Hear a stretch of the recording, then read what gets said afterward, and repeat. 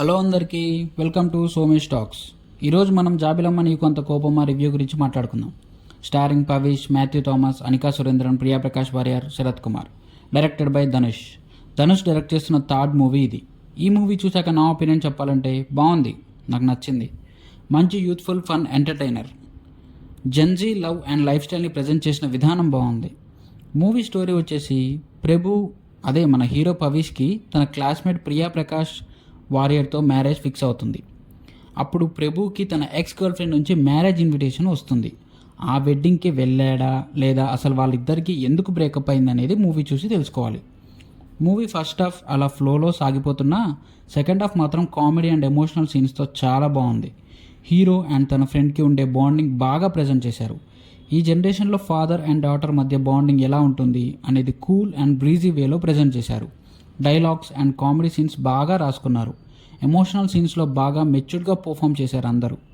Performances విషయానికి వస్తే hero Pavish మన ధనుష్ గారు మేనల్లుడే.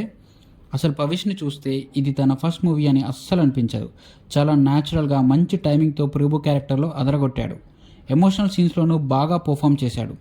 చాలా సీన్స్లో ధనుష్ గారి పర్ఫార్మెన్స్ లాగే అనిపించింది. జూనియర్ ధనుష్ లాగానే ఉన్నాడు. యాక్టర్గా మంచి ఫ్యూచర్ ఉంది అతనికి. హీరో పవిష్ తర్వాత ఆ రేంజ్లో యాక్ట్ చేసిందంటే మాథ్యూ థామస్.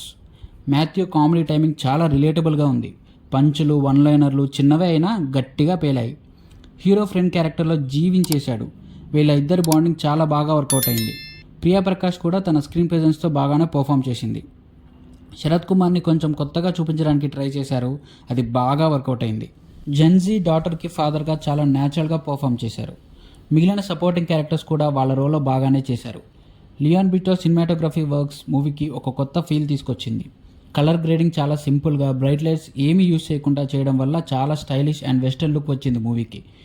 మెయిన్ హైలైట్ జీవి ప్రకాష్ బ్యాక్గ్రౌండ్ స్కోర్. మూవీలో ఉన్న ఎవ్రీ మూమెంట్ని, ఎవ్రీ సీన్ని తన బీజిఎంతో ఎలివేట్ చేశాడు.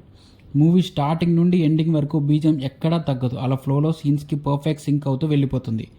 ఎండ్ క్రెడిట్స్లో వచ్చే సౌండ్ ట్రాక్ కూడా బాగుంది. గోల్డెన్ స్పారో సాంగ్ కూడా బాగుంది థియేటర్లో చూసేటప్పుడు. Finally director and producer Dhanush. Gen Z love story అయినా, నార్మల్గా ఎలాంటి లవ్ స్టోరీ అయినా కొన్ని రొమాంటిక్ సీన్స్ అండ్ అడల్ట్ సీన్స్తో నింపేస్తారు. బట్ ధనుష్ అలాంటివి ఏమీ లేకుండా జెన్జీ లవ్లోని ఇన్నోసెన్స్ని, బాధని మాత్రమే ఎక్స్ప్లోర్ చేశారు. కామెడీ కూడా ఎక్కడ అడల్టరీ లాంగ్వేజ్ యూజ్ చేయకుండా చాలా ఆర్గానిక్గా రాసుకున్నారు. మూవీలో చాలా రిలేటబుల్ సీన్స్ ఉన్నాయి. ఎమోషనల్ సీన్స్లో కూడా బాగా రాసుకున్నారు. మూవీని ఎండ్ చేసిన విధానం కూడా బాగుంది. ప్రొడ్యూసర్గా కూడా ధనుష్ రిచ్ అండ్ గ్రాండియర్గా మూవీని ప్రజెంట్ చేశారు. ధనుష్ రాసుకున్న స్టోరీని అథెంటిక్ వేలో బాగా ప్రజెంట్ చేశారు. ఓవరాల్గా చెప్పాలంటే మూవీ చాలా బాగుంది, ఎక్కడా బోర్ కొట్టదు. ముఖ్యంగా యూత్ బాగా కనెక్ట్ అవుతారు. ఫ్యామిలీ మొత్తం కలిసి మూవీ హాయిగా చూడొచ్చు. ధనుష్ డైరెక్టర్గా తన థర్డ్ మూవీతో కూడా హిట్ కొట్టాడనే చెప్పాలి. This is the end of the video. ఈ వీడియో మీకు నచ్చినట్లయితే లైక్, షేర్ అండ్ సబ్స్క్రైబ్ చేసి పక్కనే ఉన్న గంట సింబల్ని కొట్టండి. మేము నెక్స్ట్ వీడియో పెట్టగానే మీకు నోటిఫికేషన్ వస్తుంది. Thanks for watching. Take care. జై హింద్.